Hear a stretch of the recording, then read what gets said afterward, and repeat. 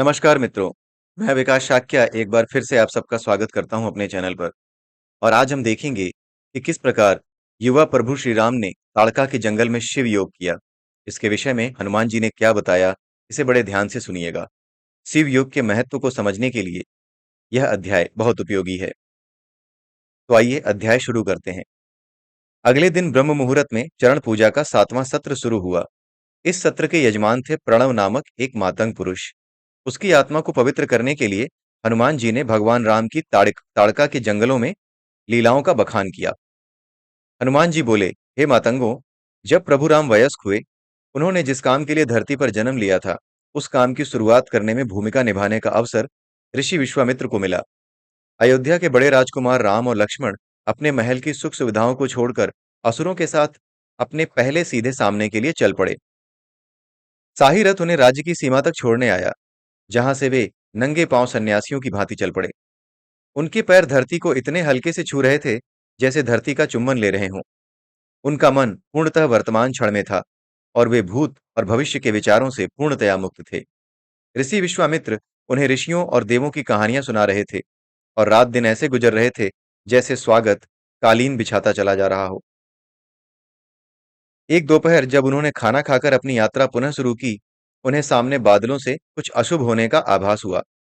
अजीब व अशुभ घने गहरे हरे रंग के बादल दूर क्षितिज पर दिखाई दे रहे थे। लक्ष्मण का हाथ अनायास ही तरकस पर चला गया। श्री राम शांत परंतु सावधान रहे।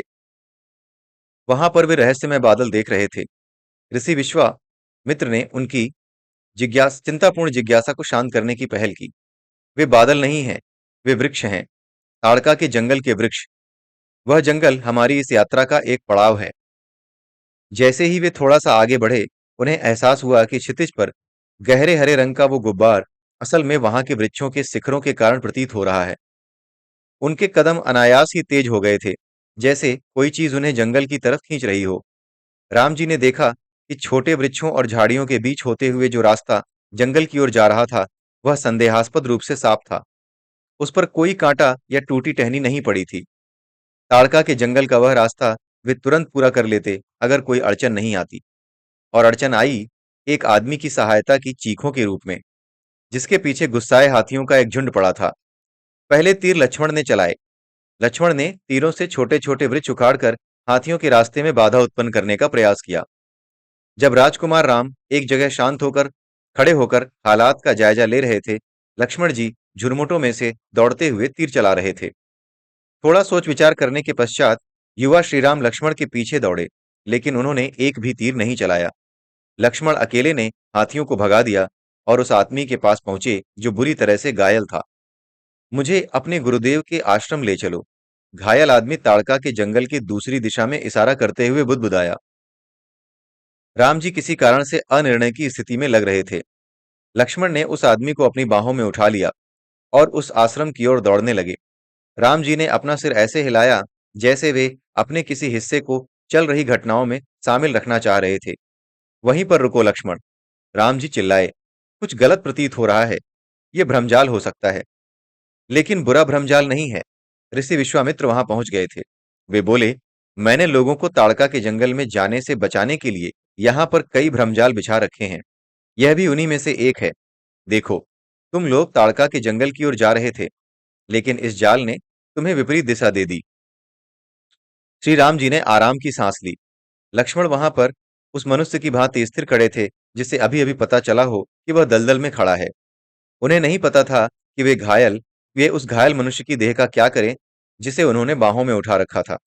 ऋषि विश्वामित्र बोले, वत्स, ताड़का के जंगल में प्रवेश करने से पहले मैं आपको इस तरह के भ्रम का अनुभव देना चाहता था। राम जी बोले, गुरुदेव, मेरा एक हिस्सा जागृत था कि यह कोई कृत्रिम हालात थे, लेकिन मेरा दूसरा हिस्सा इन घटनाओं के साथ फिसलता चला गया। लक्ष्मण जी की बाहों में पड़े मनुष्य ने कराहना बंद कर दिया और अचेत हो गया। उस देह की ओर इशारा करते हुए ऋषि विश्वामित्र बोले, हे दशरथ पुत्रों, यह मनुष्य हम तीनों को दिखाई दे रहा है। आप कैसे कह सकते हो कि यह असली नहीं बल्कि भ्रम है? तुम इस देह का भार महसूस कर सकते हो, है ना लक्ष्मण? बहुत ज्यादा। लक्ष्मण जी ने मुंह बनाया। उन्होंने आशा की थी कि विश्वामित्र जी उन्हें देह को नीचे धरती पर लेटाने के लिए कहेंगे, लेकिन उन्होंने ऐसे किसी आराम की आज्ञा नहीं दी। मैंने इस आदमी को मेरे मन की शक्ति से प्रकट किया है, बिल्कुल एक विचार की तरह। मेरे विचार मेरे ही रहते हैं जब तक कि मैं किसी अन्य को उन विचारों से सहमत ना करा दूं। ठीक उसी तरह यह मनुष्य भी केवल मुझे दिखाई देना चाहिए जब तक कि मैं इसे आपके जीवन में ना उतार दूं। मैंने ऐसा कैसे किया? ऋषि विश्वामित्र ने अपनी नजरें लक्ष्मण और राम के बीच दौड़ाते हुए पूछा। राजकुमार राम ने शांति से उत्तर दिया, मुझे ऐसा प्रतीत हुआ जैसे मैं दो भागों में बट गया था गुरुदेव। मेरा एक भाग कह रहा था कि यह भ्रम है, लेकिन मेरा दूसरा भाग इस मनुष्य के प्रति दया और लक्ष्मण के प्रति चिंता में भर गया था, क्योंकि लक्ष्मण इस मनुष्य की सहायता के लिए बिना विचार किए दौड़ रहा था। एक भाग था सत्यराम और दूसरा भाग था मायाराम। मायाराम की रचना मैंने की थी। तो कौन जीता, मायाराम या सत्यराम? कोई भी नहीं गुरुदेव, राजकुमार राम ने उत्तर दिया। मैं दोनों के बीच कश्मकश में था। तो ऐसा कहें कि मायाराम और सत्यराम के बीच रस्साकसी चल रही थी। मायाराम ने सत्यराम को दया और चिंता की रस्सी से अपनी ओर खींचने का प्रयास किया, किंतु असफल रहा। ऋषि विश्वामित्र बोले और लक्ष्मण की तरफ एक नजर दौड़ाई, यह सुनिश्चित करने के लिए कि वे उन्हें ध्यान से सुन रहे थे। अपने विचारों को सुनियोजित करते हुए राम जी शांति से बोले, गुरुदेव, मैंने अब तक यह समझा, आपने इस आदमी को अपने मन की शक्ति से रचा, मुझे यह विश्वास दिलाने के लिए कि यह मनुष्य वास्तविक है। आप एक कदम आगे गए और आपने एक मायाराम रचा। मायाराम ने सत्यराम को यह विश्वास दिलाने की कोशिश की कि वह मनुष्य और उसकी सहायता की चीख वास्तविक थी। हाँ, इस वार्तालाप के लिए इतनी समझ काफी है। ऋषि विश्वामित्र के चेहरे पर संतुष्टि की लहर दौड़ गई। लक्ष्मण के मुरझाए चेहरे पर भी राजकुमारों वाली चमक पुनः लौट आई, क्योंकि उनकी बाहों में जो मनुष्य था वह गायब हो गया। ऋषि विश्वामित्र आगे बोले, आपको इस चीज का स्पष्ट प्रतिपादन ताड़का के जंगल में देखने को मिलेगा। अभी तो आपको इतना याद दिलाना काफी है कि ऐसे भ्रम का इलाज केवल शिव योग है। मैं ये मान सकता हूं कि ऋषि वशिष्ठ ने आपको शिव योग सिखाया होगा, लेकिन आप में से किसी ने भी इसे पूरी तरह नहीं सीखा है। अब लक्ष्मण, तुम अपने दिमाग पर जोर डालो और बताओ शिव योग क्या है। लक्ष्मण के चेहरे पर अपराध बोध उमड़ आया और बोले, गुरुदेव, किसी भी हालात पर प्रतिक्रिया देने से पहले हमें एक पल के लिए रुक जाना चाहिए और शिव योग का अभ्यास करना चाहिए। उस क्षण में हमें शिव की तरह हो जाना चाहिए, हर भावना से उदासीन और हर चीज से अनासक्त। उस क्षण में हमें निर्णय लेना चाहिए कि उस हालात में कैसी प्रतिक्रिया देनी है। लेकिन तुमने ऐसा नहीं किया, विश्वामित्र ने कड़ाई से कहा। तुमने उस आदमी की सहायता की चीखों को सुनकर प्रतिक्रिया देने से पहले एक क्षण का विराम नहीं लिया। एक क्षण के लिए तुम्हें शिव योग करना चाहिए था, लेकिन तुमने नहीं किया। और तुम राम, विश्वामित्र जी राम जी को भी उतनी ही कड़ाई से बोले, जब शिव योग क्षण में तुम कोई निर्णय करो तो उस निर्णय पर अडिग रहो। अगर कोई संदेह रहता है तो पुनः शिव योग क्षण में चले जाओ और अपने संदेह को दूर कर लो। विश्वामित्र ने राजकुमारों के किसी उत्तर का इंतजार नहीं किया। वे पीछे मुड़े और उस रास्ते की ओर बढ़ चले जो ताड़का के जंगल की ओर जाता था। लक्ष्मण को आभास हुआ कि उनके पैरों पर बुरी तरह खरोंचें आ गई थीं। राम जी ने झुककर अपने भाई के पैरों को देखा। लक्ष्मण ने राम जी के कंधों पर हाथ रखकर एक एक करके पैर उठाए और राम जी ने उनके कांटे निकाले। उसके बाद राम जी आराम से लक्ष्मण को साफ रास्ते पर ले आए, जहां पर विश्वामित्र चारों ओर निरीक्षण कर रहे थे कि कहीं कोई संभावित खतरा तो नहीं मंडरा रहा था। जब वे ताड़का के जंगल की ओर चलने लगे तो विश्वामित्र जी बोले, हे युवकों, इस जंगल में प्रवेश करने से पहले मैं आपको यह बताना चाहता हूं कि ताड़का एक राक्षसी कैसे बनी। आत्मग्लानि की सांस लेते हुए वे आगे बोले, एक ऋषि होने के नाते मुझे यह स्वीकार करने में तनिक भी झिझक नहीं है कि ऋषि समाज भी इस राक्षसी के उदय के लिए उतना ही जिम्मेदार है। छोटे से विचारात्मक अंतराल के पश्चात विश्वामित्र जी ने गहरी सांस ली और बोले, मैं वर्तमान व्यवस्था के खिलाफ विद्रोही रहा हूं, इसलिए मेरे अपने पूर्वाग्रह मैं जानता हूं। मैं अपने पूर्वाग्रहों से आपके मन को कलुषित नहीं करना चाहता, इसलिए मैं ताड़का के जीवन के बारे में मात्र तथ्य बताऊंगा। बहुत छोटी सी उम्र में ही ताड़का के मन में मैं कौन हूं का प्रश्न कचोट रहा था, और उसे वह चिंगारी मिल गई थी जो उसे ब्रह्म ज्ञान के रास्ते पर ला सकती थी। ऐसी लड़की के प्रति समाज का रवैया क्या होना चाहिए? राजकुमार राम किसी प्रश्न की अपेक्षा नहीं कर रहे थे। उन्होंने अपना गला साफ किया और बोले, आदर्शतः उसे कोई गुरु मिलना चाहिए था और उसकी सर्वोच्च मार्ग पर यात्रा प्रारंभ हो जानी चाहिए थी। मुझे यहाँ पर यह बताना जरूरी है कि वह जंगल में रहने वाले निषादों के परिवार से थी, अर्थात वह ऐसी पारिवारिक परंपरा से संबंध रखती थी जहां उदाहरणतः भोजन, सुख व परंपरा के लिए मासूम जानवरों की हत्या आम बात थी। वर्तमान व्यवस्था में ऋषि निषादों को अपना शिष्य स्वीकार नहीं करते। पृथु समाज से यह अपेक्षा की जाती है कि वे निषाद समाज के उभरते प्रतिभावान सत्य साधकों को खोजें और उन्हें निषाद स्तर से उठाकर पृथु स्तर पर लाने में सहायता करें। मुझे इसमें कोई समस्या नजर नहीं आती गुरुदेव। लक्ष्मण के मुख से अनायास ही ये शब्द निकल गए। वे झिझकते हुए आगे बोले, मेरा मतलब, अगर वो निषाद थी तो पृथु समाज द्वारा समय समय पर आयोजित की जाने वाली गतिविधियों में वह अपना हुनर दिखा सकती थी।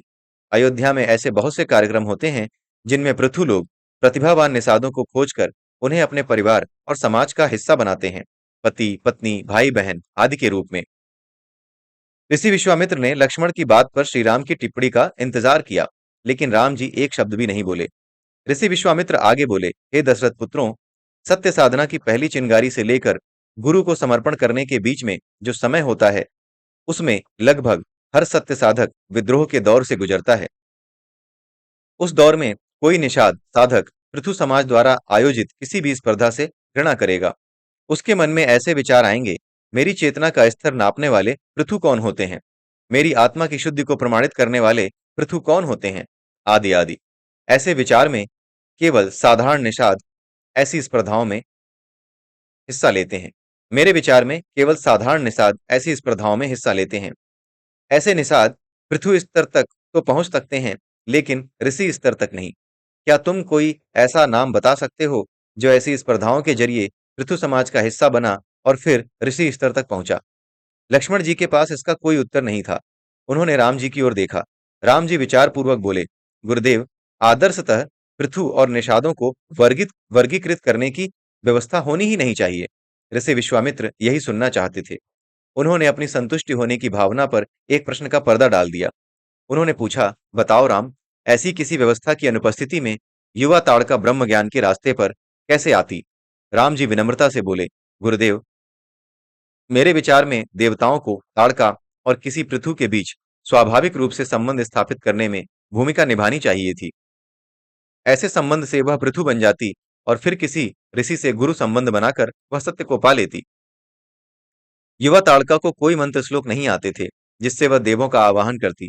मासूम जानवरों की हत्या आदि की बुरी आदतों के कारण वह किसी देवता के ध्यान के योग्य नहीं समझी जा रही थी। अगर वह बुरे काम करती थी तो आपकी उसके प्रति इतनी सहानुभूति क्यों है गुरुदेव? लक्ष्मण ने मन ही मन सोचा, लेकिन बोलने की हिम्मत नहीं की। हे मातंगो, राम जी इस पर कुछ नहीं बोले। हाँ, उन्होंने निश्चय जरूर कर लिया था कि उस क्षण के बाद उनकी अर्थात श्री विष्णु जी का मार्गदर्शन प्राप्त करने के लिए एक शब्द का मंत्र काफी था। वह एक शब्द का मंत्र है, राम। एक छोटे बच्चे को भी यह मंत्र पता हो पाएगा। कोई भी आत्मा, फिर चाहे वह पशुओं की हत्या करने वाले निषाद परिवार से हो अथवा दयालु पृथु परिवार से, उनका मार्गदर्शन प्राप्त कर पाएगी अगर उसने गलती से भी इस मंत्र का उच्चारण कर लिया। ऋषि विश्वामित्र ने ताड़का की कहानी को आगे बढ़ाया। हे अयोध्या के राजकुमारों, देवताओं ने जिज्ञासु ताड़का की सुध नहीं ली, लेकिन असुरों के गुरु शुक्राचार्य ने ली। उस समय शुक्राचार्य के नियंत्रण में था सुमाली नामक एक राजा। शुक्राचार्य ने सुमाली और ताड़का का स्वाभाविक रूप से मिलन कराया। सुमाली ने उससे शादी कर ली और उसे अपने राज्य में ले गया। वहां पर उसने उसे असुरी ज्ञान सिखाया, वह ज्ञान जो ऋषियों के ज्ञान जैसा शक्तिशाली है किंतु गलत कामों के लिए प्रयोग होता है। सुमाली ने उसके साथ एक पुत्री को जन्म दिया जिसका नाम है कैकेसी। फिर योजना के मुताबिक शुक्राचार्य ने सुमाली और ताड़का का झगड़ा करवा दिया और फिर वे निर्दयी रूप से अलग कर दिए गए। सुमाली ने ताड़का को बहुत दिन तक सताया और फिर उसे वहां सरयू नदी के किनारे अकेले छोड़ गया। उसने ताड़का को उसकी बच्ची भी नहीं दी। सुमाली के हाथों बर्बरता और फिर उससे अलग होने का ताड़का के मानस पर एक गहरा घाव छोड़ गया। उसने अपने घाव को संतुष्टि देने के लिए यहाँ सरयू नदी के किनारे असुरी ज्ञान का प्रयोग करके लोगों को सताना शुरू कर दिया। यहाँ पर उसने एक अन्य बुरे आदमी सुंडा से विवाह कर लिया और दो लड़कों को जन्म दिया, सुबाहु और मरीचि। सुंडा ऋषि अगस्त के कारण मारा गया। ताड़का ने सुंडा की मृत्यु का बदला पूरे ऋषि समाज से लेने की ठानी। अब वह बहुत बूढ़ी हो चुकी है और इस जंगल की सीमा के अंदर ही रहती है। तब से आज तक वह इस जंगल से नहीं निकली है। किसी ऋषि का आमने सामने मुकाबला भी उसने नहीं किया है, लेकिन उसकी आसुरी शक्तियां अब इतनी शक्तिशाली हैं कि इससे ऋषियों के ध्यान में भी बाधा पहुंचने लगी है। जंगल से निकले बिना वह ऋषियों से अपना बदला ले रही है। ताड़का जंगल अब बहुत नजदीक था। ऋषि विश्वामित्र ने अपनी चाल धीमी कर ली ताकि वे उस सामाजिक व्यवस्था के बारे में अपना व्याख्यान पूरा कर सकें जिससे वे घृणा करते थे। वे बोले, दूसरी ओर ताड़का की पुत्री कैकेसी की शादी ऋषि विश्रवा से हो गई। मैंने विश्रवा से जब यह पूछा कि उन्होंने इतनी बड़ी गलती कैसे की, तो वे बोले कि उन्होंने नियमों का पालन किया है। नियम कहते हैं कि ऋषि किसी राजा की पुत्री से विवाह कर सकते हैं, फिर चाहे वह निषाद ही क्यों ना हो। सब जानते हैं कि सुमाली दुष्ट है, फिर भी विश्रवा को विश्वास था कि वे उसकी पुत्री कैकेसी को निषाद स्तर से उठाकर ऋषि स्तर पर ले आएंगे। उन्होंने उससे शादी ही नहीं की, उसके साथ पुत्र भी पैदा कर लिया। रावण नाम है उस पुत्र का। जब तक विश्रवा को अपनी भूल का एहसास हुआ, काफी देर हो चुकी थी। उन्होंने कैकेशी को छोड़ दिया और उसे वह पुत्र भी रखने दिया। कैकेसी अपने पिता सुमाली के यहाँ वापस चली गई, जहां रावण का पालन पोषण दुष्ट सुमाली की देखरेख में हुआ था। अब वह रावण वयस्क हो गया है। एक ऋषि का पुत्र पालन सुमाली जैसे दुष्ट के हाथों घोर विपदा। मुझे कहना चाहिए, सब इस सामाजिक व्यवस्था और नियमावली के कारण। लक्ष्मण ने मन ही मन सोचा। ताड़का और उसकी बेटी कैकेसी दोनों निषाद थीं। ताड़का को ब्रह्म ज्ञान की प्यास थी, किंतु किसी ऋषि ने उससे विवाह नहीं किया, क्योंकि वह राज परिवार से नहीं थी। दूसरी ओर कैकेसी का ब्रह्म ज्ञान से कोई लेना देना नहीं था। फिर भी एक ऋषि ने उससे विवाह कर लिया, क्योंकि वह राजपुत्री है। गुरुदेव का इस सामाजिक व्यवस्था को कोसना सही ही है। अयोध्या के राजकुमारों के पास समाज की व्यवस्था के बारे में सोचने का समय अभी नहीं था, क्योंकि उनके सामने एक तत्काल और वास्तविक खतरा खड़ा था, ताड़का का जंगल। शुरू में यह एक साधारण जंगल ही लगा, लेकिन जब वे अंदर घुसे और वृक्षों की छाया पर एक नजर डाली, तो उन्हें कुछ अजीब महसूस हुआ। ऐसा लगा जैसे जंगल के ऊपर एक नहीं, दो मंद सूर्य थे। दो सूर्य या दो आंखें, राक्षसी की आंखें। इस विचार से लक्ष्मण के शरीर में कपकपी दौड़ गई। जंगल की आवाजें साधारण स्रोतों से आ रही थीं, लेकिन वे जिस तरह से उनके कानों तक पहुंच रही थीं, कुछ अजीब था। ऐसा लग रहा था जैसे आवाजें उनसे दूर खींची जा रही हों, दूर किसी विशाल वस्तु की ओर, जंगल के बीच कहीं रखी थी। क्या राक्षसी हमारे कदमों की आवाजों को अपने विशालकाय कानों से सुन रही है? लक्ष्मण ने सोचा। दोनों राजकुमारों ने अपने धनुष तैयार कर लिए और सावधानी से आगे बढ़ने लगे। उनकी अपने शत्रु से मुलाकात जल्द ही हुई, लेकिन उनका शत्रु कोई विशाल राक्षसी नहीं, जैसे वे सोच रहे थे। उनके दुश्मन थे, बिल्कुल उनके प्रतिरूप। उन तीनों के हूबहू प्रतिरूप उनके साथ कुछ ही दूरी पर चल रहे थे, यानी भगवान राम, लक्ष्मण और विश्वामित्र के डुप्लीकेट कुछ दूरी पर उनके आगे चल रहे थे। ऋषि विश्वामित्र ने अपना सिर थोड़ा सा भी नहीं हिलाया। राजकुमार राम ने अपने प्रतिरूप को गुप्त दृष्टि से देखा, लेकिन लक्ष्मण अपने प्रतिरूप को एकटक देखने लगे। उन्होंने ऐसा दिलचस्प अनुभव पहले कभी नहीं किया था। इससे पहले कि उनकी आंखें अच्छे से उनके प्रतिरूप की आंखों से मिलती, ऋषि विश्वामित्र जरा भी मुड़े बिना हुए जोर से फुसफुसाए, शिव योग लक्ष्मण, शिव योग। शिव आकर्षण और ऊब दोनों से परे हैं। इस विचार ने लक्ष्मण के दिमाग में हथौड़े सा प्रहार किया और वे सीधे देखने लगे। ऋषि विश्वामित्र जोर से फुसफुसाए, ये हमारी समरूप कृतियां ताड़का के दिमाग की उपज हैं। वह हमें यह विश्वास दिलाने के लिए अपनी पूरी ताकत लगा देगी कि वे प्रतिक्रियाएं सत्य हैं और हम भ्रम। मैं आपको चेतावनी देता हूं, हे राजकुमारों, आप यहां स्वयं अपने भरोसे हो। मैं अधिक सहायता नहीं कर सकूंगा। शिव योग ही इस भ्रम का इलाज है, जो आपको स्वयं करना होगा। चिंता मत कीजिए गुरुदेव। लक्ष्मण ने फुसफुसा कर उत्तर दिया। मैं इनसे मनोरंजित हूं, भ्रमित नहीं। केवल एक मूर्ख यह विश्वास कर सकता है कि वे सत्य हैं। वे हमारी नकल कर रहे हैं। जब हम बोलते हैं तो वे बोलते हैं। वे वही दिखते हैं जो हम देखते हैं। वे वही देखते हैं जो हम देखते हैं। वे वही करते हैं जो हम करते हैं। उनके बारे में कुछ भी मौलिक अथवा वास्तविक नहीं है। ऋषि विश्वामित्र ने लक्ष्मण की ओर देखकर भौहें चढ़ाईं और शांति किंतु बलपूर्वक हावभाव से बोले, जल्द ही तुम्हें ये जल्द ही तुम ये भूल जाओगे कि कौन किसकी नकल कर रहा है। तुम भूल जाओगे कि कौन वास्तविक है।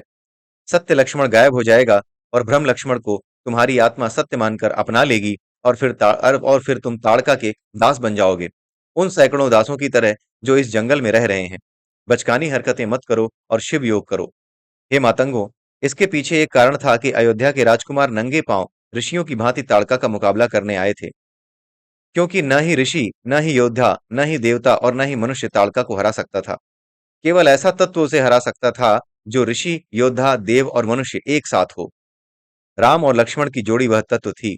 इसलिए लक्ष्मण और उनकी साधारण मानव की गतिविधियां राम जी के ऊपर बोझ नहीं, बल्कि खूबी थीं। ताड़का के जंगल के वनवासी साधारण लग रहे थे। राजकुमार राम ने चारों ओर नजर घुमाई तो उन्होंने 2-3 पुरुषों को एक पेड़ के नीचे आराम करते देखा, 4-5 बच्चों को आपस में खेलते देखा और एक औरतों के झुंड को अन्य वृक्ष के नीचे कंकड़ों का खेल खेलते देखा। देखने से नहीं लग रहा था कि उनके ऊपर कोई ज्यादती हो रही हो।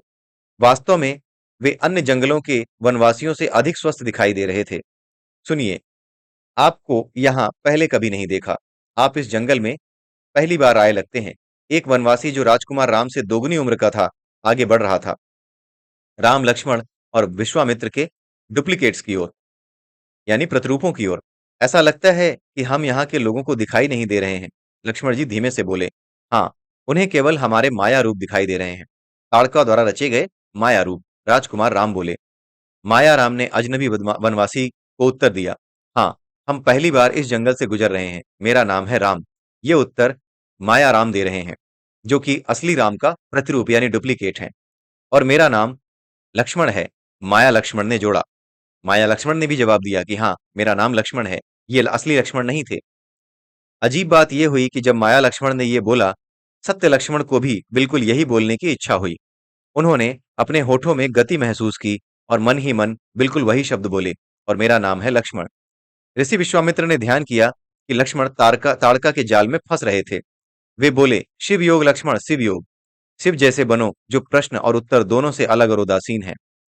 वह मनुष्य जो यह पूछ रहा है, उनसे उदासीन रहो। तीनों के माया रूप उस वनवासी के पास जाकर रुक गए। उनके सत्य रूपों को भी रुकने की इच्छा हुई।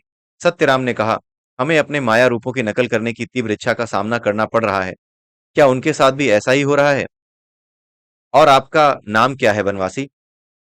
सत्यराम ने अपने सामने वनवासी के खड़े होने की कल्पना करते हुए जोर से कहा। दिलचस्प था कि उनके माया रूप ने बिल्कुल वही शब्द बोले। और आपका नाम क्या है वनवासी? अब यहां पर यह समझने वाली चीज है कि भगवान राम उस माया राम के रूप से लड़ना चाहते थे। माया राम एक तरीके से उस चुंबक की तरह काम कर रहा था, जो जैसे घूमता वैसे ही लोहा भी घूमेगा, उससे जुड़ा हुआ लोहा भी घूमेगा। लेकिन जो सत्य राम थे, यानी जो राम जी का सत्य रूप था, वो ये चाहते थे कि वो माया राम के जाल में ना फंसे। माया राम के जाल में ना फंसने के लिए उन्होंने इसका उल्टा करने का प्रयास किया। क्योंकि जो सत्य राम था वो माया राम से, और जो सत्य लक्ष्मण थे वो माया लक्ष्मण से प्रभावित हो रहे थे। माया लक्ष्मण जो बोलते, जो सत्य लक्ष्मण है, जो वास्तविक लक्ष्मण है, उन्हें वही बोलने की इच्छा होती। माया राम जो बोलते वही सब कुछ राम जी को बोलने की इच्छा होती। लेकिन क्योंकि राम जी जो सत्य राम जी थे, वो शिव योग को आसानी से कर पा रहे थे, शिव योग में उनका ध्यान था, इस वजह से उन्होंने इसका विरोध करने का निर्णय लिया। और इसलिए उन्होंने माया राम के शब्द बोले गए शब्दों को अपने ऊपर नहीं लादा, बल्कि अपने यानी सत्यराम द्वारा बोले गए शब्दों को माया राम पर डालने का प्रयास किया। तो ये चीज यहां पर समझाई गई है। दिलचस्प था कि उनके माया राम ने बिल्कुल वही शब्द बोले। और आपका नाम क्या है वनवासी? ये सत्यराम ने पूछा, जिसका कि अनुकरण माया राम ने किया और यही शब्द बोले। वनवासी अचानक अशिष्ट हो गया। वह चिल्लाया, घुसपैठियों को मेरा नाम जानने की जरूरत नहीं है। सत्यराम बोले, हे भैया, मैं अयोध्या का राजकुमार हूं और मैं आपको इस ताड़का राक्षसी से मुक्ति दिलाने आया हूं। यहां पर आप ध्यान रखिए कि यहां पर सत्यराम माया राम से भुलवा रहे हैं वो सब कुछ जो सत्यराम चाहते हैं कि माया राम बोले, ना कि माया राम के प्रभाव में सत्यराम आ रहे हैं। ये कुछ ऐसा ही है जैसे आपका मन आपको प्रभावित करता है, और अगर आप राम हैं तो आप अपने मन को प्रभावित करने लगें। कुछ ऐसी स्थिति है। इस बार माया राम ने बिल्कुल वही शब्द नहीं बोले। उसके शब्द थे, हे नीच निषाद, मैं यहाँ तुम्हें मारने आया हूँ, और इस जंगल में रहने वाले अन्य निषादों को भी, क्योंकि निषाद धरती पर बोझ हैं। अब यहाँ पर आप ये देखने की कोशिश कीजिए कि यहाँ पर जो कुछ राम जी ने, सत्य राम जी ने बोला, वही कुछ माया राम को बोलना चाहिए था। लेकिन माया राम ने इस बार कोई और शब्द बोले, यानी कि राम जी के साथ अब माया का युद्ध शुरू हो गया। सत्य विश्वामित्र बोले, देखा, हमारे माया रूप हमारी नकल नहीं कर रहे हैं, वे वही कह रहे हैं जो ताड़का चाहती है। इसका मतलब राम जी को भी अब ये विश्वामित्र ने समझा दिया कि अगर तुम उस माया राम पर अपना असर डालोगे तो भी जरूरी नहीं है कि वो माया राम वही बोले जो तुम उससे बुलवाना चाहते हो, क्योंकि ये माया राम है जो कि सत्यराम जो कि ताड़का के द्वारा प्रभावित है। सत्यराम शांति से बोले, गुरुदेव, मुझे लगता है हमारा हमारे माया रूपों पर थोड़ा बहुत नियंत्रण तो अवश्य है। अगर हम कुछ बोलते हैं तो वे भी बोलने को होते हैं। शब्द चाहें ज्यों के त्यों ना हो, वे हमारी नकल कर रहे हैं, लेकिन बीच में ताड़का यह नियंत्रण कर रही है कि वे क्या पूर्णतः नकल करें और क्या नहीं। ओह! सत्यराम दर्द से करा उठे। उन्हें महसूस हुआ जैसे किसी ने उन पर लाठी से वार किया हो। असल में वनवासी ने मायाराम पर वार किया था, लेकिन सत्यराम को भी दर्द हुआ। उन्होंने तुरंत शिवयोग करके अपने आप को दर्द से अलग किया। घुसपैठिए, अत्याचारी, वनवासी चिल्लाया और मायाराम पर एक और प्रहार करने की कोशिश की, लेकिन ये प्रहार माया लक्ष्मण को लगा। सत्य लक्ष्मण भी दर्द से कराह उठे। अब यहाँ पर आप देख रहे हैं कि जो वनवासी है, वो राम और लक्ष्मण पर हमला कर रहा है। जो कुछ राम और लक्ष्मण के साथ हो रहा है, यानी माया राम और माया लक्ष्मण के साथ हो रहा है, वही सत्य राम और सत्य लक्ष्मण अनुभव कर रहे हैं। यानी जब माया राम को चोट लगती है, तो सत्य राम भी उस चोट को अनुभव करते हैं, और जब माया लक्ष्मण को चोट लगती है, तो सत्य लक्ष्मण भी वही चोट अनुभव करते हैं। उन्हें लगा जैसे किसी अदृश्य चीज से उन पर वार हुआ हो। किसने? सत्य राम ने और सत्य लक्ष्मण ने यह अनुभव किया। उन्होंने हवा में घूंसे चलाने शुरू कर दिए। सत्यराम ने उनको चेताया, हे लक्ष्मण, इस दर्द पर प्रतिक्रिया मत दो, शिव योग करो। शिव जैसे बनो, जो दर्द और सुख दोनों से उदासीन है। ऐसे मान लो कि सब कुछ ठीक है और आगे बढ़ते रहो। बहुत सारे वनवासियों ने अब राम, लक्ष्मण और विश्वामित्र के माया रूपों को घेर लिया था, और उनके हाथ में जो कुछ भी था उससे प्रहार कर रहे थे। दर्द उनके सत्य रूपों को भी हुआ। राम और विश्वामित्र जी ने तो शिव योग करके स्वयं को दर्द से दूर कर लिया, लेकिन लक्ष्मण जी नहीं कर पाए। वे धरती पर गिर गए थे, सिर को हाथों से ढक लिया था और हवा में पैर चला रहे थे। राम जी ने घुटनों के बल बैठकर उनको जोर से हिलाया और बोले, मेरी बात सुनो लक्ष्मण, कोई तुम्हें नहीं मार रहा है। वे तुम्हारे माया रूप को मार रहे हैं, तुम्हें नहीं। देखो, तुम्हारे शरीर तक खरोंच तक नहीं आ रही। सब ठीक है, केवल अपने आप को इस दर्द से दूर कर लो शिव योग की सहायता से। चलो उठो। ओह! राजकुमार राम को पुनः दर्द होने लगा। वे खड़े हुए, गहरी सांसें ली और शिव योग किया। विश्वामित्र बोले, अगर हम लक्ष्मण की सहायता करने की कोशिश करते हैं, तो हम भी उसकी तरह कमजोर हो जाएंगे और ताड़का के जंगल में जाल में फंस जाएंगे। हमें उसे छोड़ना होगा। चलो राम, हमें ऐसे मानना है कि सब सही है और आगे बढ़ते जाना है। उन्होंने दर्द से कराहते सत्य लक्ष्मण को वहीं छोड़ दिया। ऐसा करना राजकुमार राम के लिए आसान नहीं था। वे लक्ष्मण से इतने जुड़े हुए थे कि उन्हें बिल्कुल भी कष्ट में नहीं देख सकते थे। लेकिन ताड़का के जंगल में उन्होंने जबरदस्त अनासक्ति और शिव योग भक्ति का परिचय दिया, शिव योग शक्ति का परिचय दिया। वे अपने भाई से दूर चलते गए, जो ताड़का के जाल में फंसता जा रहा था, यानी लक्ष्मण जी। सत्य लक्ष्मण की चीखें कुछ समय बाद थम गईं, क्योंकि अब सत्य लक्ष्मण थे ही नहीं, वे गायब हो गए थे।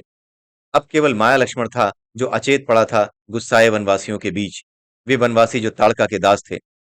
सत्यराम जैसे जैसे ताड़का के जंगल के अंदर जाते जाते उन्हें आशा थी कि वे अब कम से कम मायाराम को नहीं देखेंगे, जिसको गुस्साए वनवासियों ने जंगल के शुरू में ही घेर लिया था।